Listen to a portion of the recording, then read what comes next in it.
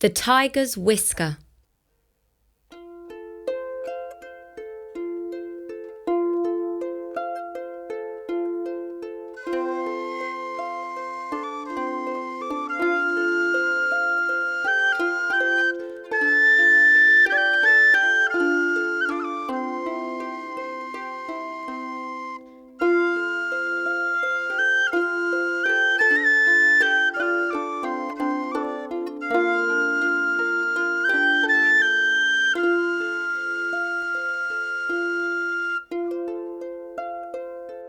There was once a woman who was in a desperate situation. For many years, she had enjoyed a happy and beautiful marriage. Her husband had always showered her with affection and praise and songs of love, which he would play for her on his flute. But now things were different.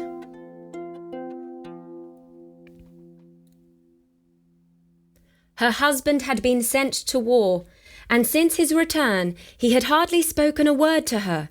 He no longer showed her affection or spoke words of praise, and he would no longer pick up his flute to play for her. Frantic with worry, the woman decided to visit the wise and holy man who lived on the outskirts of the village and to ask for his help. She found him sitting cross-legged in his hut, with his eyes shut, next to the burning fireplace. "You have to help me," she pleaded. "My husband does not love me anymore.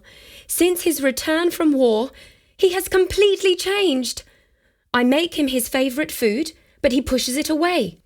I dance for him and I twirl my fans, but he doesn't even look at me.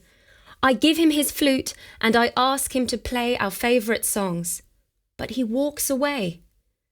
This is why I have come to you, wise man, so that you can give me a potion that will bring back my husband's love." Replied the old man, stroking his thin white beard. He continued, twisting his wispy whiskers into shape. "A potion for love is difficult to make. I need a special ingredient." "What is it?" "What I need from you," he said finally, his eyes still closed, "is a whisker from a wild, living white tiger."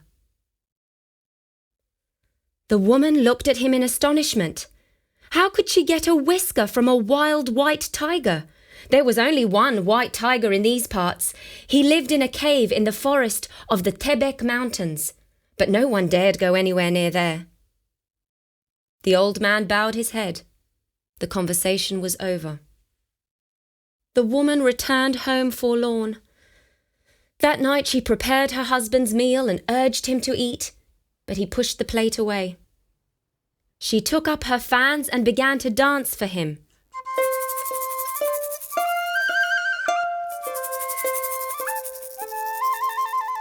But once again he did not look at her. She picked up his bamboo flute and placed it at his feet. But he got up and went to bed. "That's it," she thought. "I cannot bear this any longer. I will go and find that tiger." She waited until her husband had fallen asleep, and then she began to prepare her finest bibimbap, her special rice and vegetable stew. She threw in chunks of juicy meat smothered in sesame oil, and then she set the bowl over the fire. When it was ready, she took the bowl, crept out of her hut, and set off into the night. It was bitterly cold, and the ground was covered with snow. She watched the hot, fragrant steam escape into the night air as she crunched her way through the silent village. She soon reached the dark forest, and with only the moon as her guide, she began making her way up the Tebek Mountains. She climbed higher and higher until at last she saw the tiger's cave a little way off. She dared not venture any closer. With trembling fingers, she held out the bowl in the direction of the cave, hoping that the tiger would catch a whiff of her stew. Nothing happened, and so, to calm her nerves, she began to sing. Tiger, tiger, eat from the stew, so I can get a whisker from you.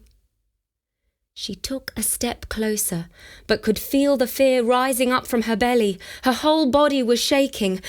Tiger, tiger, eat from the stew, so I can get a whisker from... Oh, she couldn't do it. She dropped her bowl and she sent the stew flying. She scrambled down the mountain and through the village. She ran all the way to her home and slammed the door behind her, huffing and puffing with exhaustion. I am never doing that again, she thought. But the next evening, her husband was worse than ever. She prepared his food and she danced with her fans.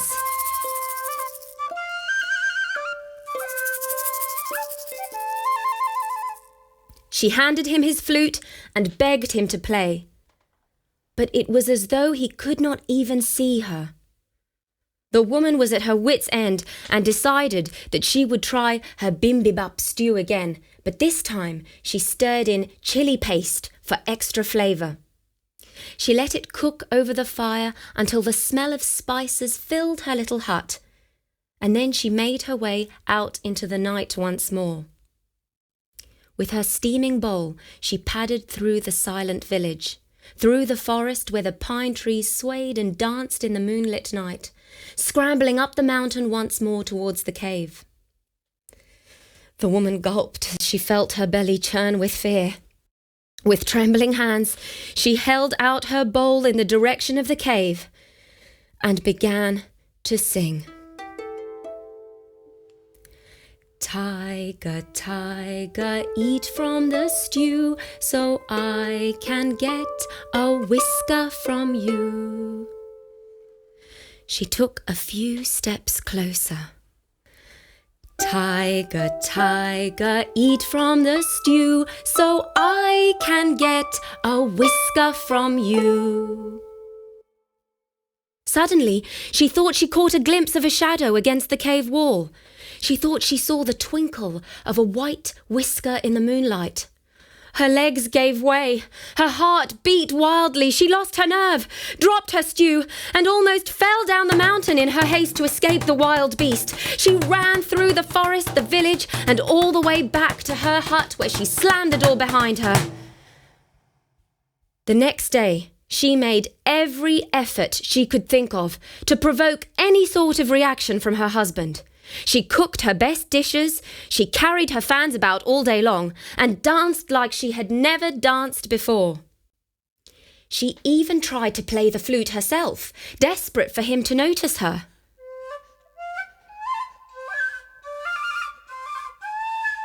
Oh, but her husband was as cold and stone-faced as ever. There was no life in his face, no light in his eyes at all. I can't give up, thought the woman. Life is not worth living without my husband's love. I have to try again.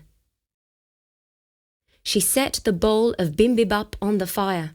She cut up chunks of meat and added them to the rice and vegetables. Then she stirred in the sesame oil and chili paste, and finally she cracked an egg over the top. The smell...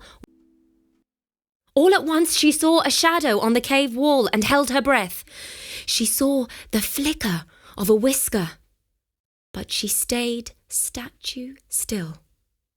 She saw hot breath hitting the cold night air, but she did not move a muscle. And then one white paw stepped out of the cave. Then another, and suddenly there he was, the wild white tiger, looking huge and majestic in the moonlit night. The woman could not believe her eyes. She stared at him, frozen in horror. The tiger began walking towards her, circling her slowly, once, twice, and 3 times. He began to close in around her, closer and closer. Then, very slowly, he opened his mouth, uncurled his long pink tongue, and reached into the bowl of stew that the woman was still clutching in her hands. He began to lick up the contents, gulping down the chunks of meat and working his tongue around the bowl until he had finished every last drop. And then he stood opposite the woman and stared at her with his piercing blue eyes, waving his spray of white whiskers enticingly. The two gazed at one another in silence, before the woman found herself singing once more. Tiger, tiger, my hope is in you. Please can I have a whisker from you? I am a lonely, miserable wife. Please help me bring my husband to life. The tiger continued to stare at her. The woman realized that her legs had stopped shaking. She released her grip on the bowl and gently put it down. Very slowly and deliberately, she began to stretch out her hand towards the tiger's face. He did not move. She reached for a single whisker and held it between her finger and thumb. The tiger did not stir. The woman began to pull. The tiger's lip twitched. She pulled a little harder. The tiger's lip rose. She could now see his teeth and gums. She closed her eyes, and with a shriek she yanked at the whisker with all her might. And suddenly there it was, between her trembling fingers, white and wiry, quivering in the moonlight. A whisker from a wild, living, white tiger. The woman turned to thank the tiger, but he was already making his way back into his cave. So the woman began to run. She tumbled down the mountainside, she ran through the forest, she raced through the village, her whole being filled with elation.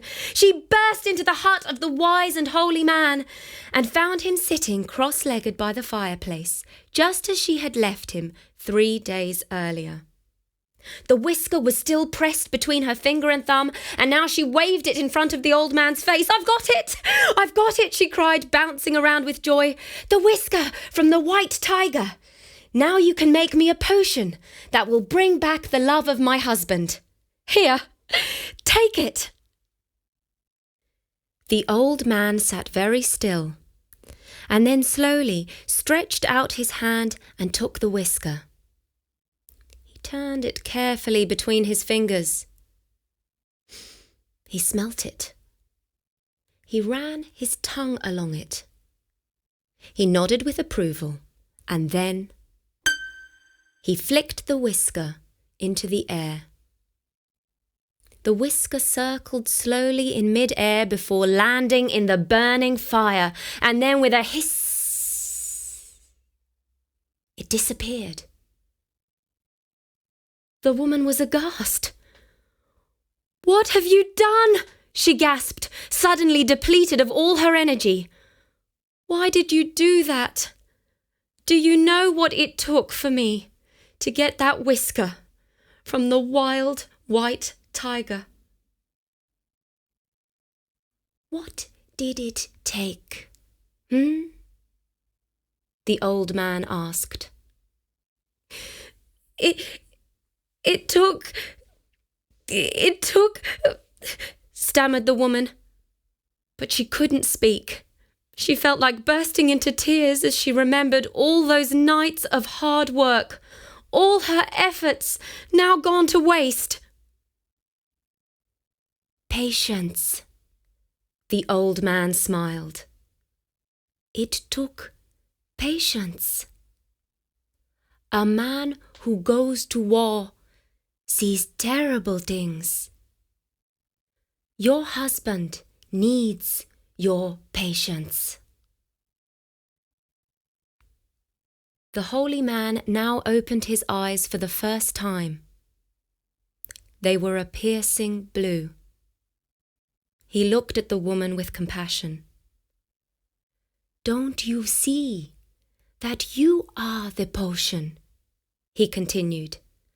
And inside you, you carry all the ingredients needed to bring back your husband's love. Then he stroked his wispy white beard, twisted his whiskers into shape, and closed his eyes once again. The woman gazed into the fire for a while, and then, slowly, a smile began to spread across her face. She walked out of the hut, feeling as though a great burden had been lifted from her shoulders. She went home and found her husband sitting by the window and staring into the distance. But she continued to care for him, without expecting anything in return. She cooked, and she danced, and she waited.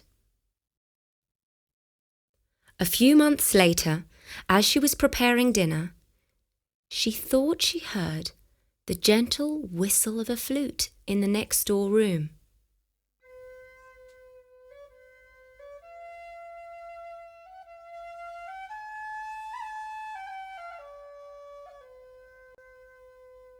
She ran inside, and there was her husband, with the bamboo flute in his hands.